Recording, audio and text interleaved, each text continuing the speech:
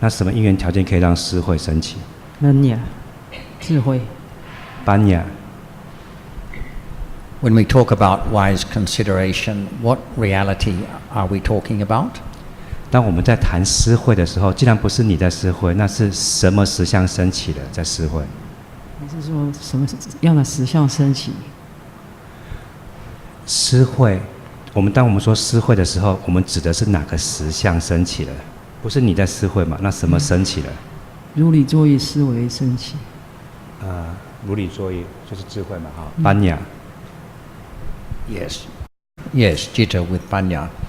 But what conditions the arising of Panya in the first place? 所以原来的问题是说，思慧是智慧升起的意思，所以它累积了。可是那是什么可以让智慧升起？思慧的因缘条件是什么，以至于智慧可以升起？觉知。Sati. Sati arises together with Panya. What conditions the arising of Sati and Panya that we call wise consideration? What are the factors for the arising of that in the first place? 那个也是智慧的那一刻，智慧那一刻有智慧升起，一定有觉知。所以这个同样的问题就是说，那是因为什么，所以他们可以升起？他们不会没有原因升起的。就是对法的了解。去了解法是不是？对，就是 understand Dharma. Well, I think we're just referring to one and the same thing here. When we talk about understanding Dhamma, we're also referring to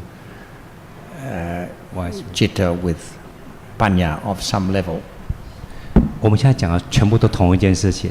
了解法那一刻就是思慧啊，那一刻一定有智慧啊，那一刻一定有觉知。所以到目前为止，我们讲的是同一件事情。那因为什么这件事情可以升起？ But in order to wisely consider, for example, hearing consciousness, one has to have heard the description of hearing consciousness and what it does, how it functions, what its function is, and what its object is, and so on. 所以，比如说我们刚讨论的耳识这个例子，当作思慧的例子嘛。那你要思慧这件耳识的时候，你是不是要先知道什么是耳识？耳识的功能是什么？耳识可以经验什么？等等的。什么在思慧之前？在思慧之前。Because I think it's fair to say that before this morning's discussion, it would not have been possible, in your case, for awareness of hearing consciousness to arise, because you've heard the details about it for the first time this morning. 就像今天早上一样，你如果没有经过这些什么是耳识的讨论，你不会了解耳识升起有哪些细微的原因条件，你不会去思考耳识，你从来就不会有机会去思考耳识这件事情。So the Buddha's teaching is all about a description of what is real at the present moment and can potentially be the object of wise consideration and awareness and understanding. 所以你能够思慧，你要先知道什么是慧，所以你要知道佛陀在讲什么。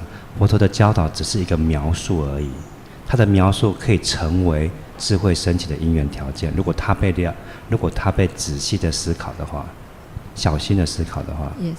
It's not an instruction to do something, but it is an explanation that needs to be considered over and over in order to appreciate its real meaning. 所以经典呢，佛陀的话呢，并不是关于指示，并不是一个练习的指示，而是在描述真相是什么，成为我们去考虑真相是什么的时候，才有可能智慧升起。所以智慧升起的因缘条件是佛陀的智慧被考虑了。A while ago you asked Ajahn, do we observe what arises and falls away at the present moment? But I think you can appreciate that unless we have a clear understanding of the reality of the present moment, it would not be possible for those things to be the object of awareness and understanding. 刚刚不是有提到说观察现在法的生灭吗？这件事情其实就隐含有一个我在观察了。这跟刚刚我们在讨论的了解这些各个不同的法，然后去思考它，是不太一样的。这个细微分得出来吗？ One would simply be trying to observe the world as one sees it now, rather than the world as explained by the Buddha.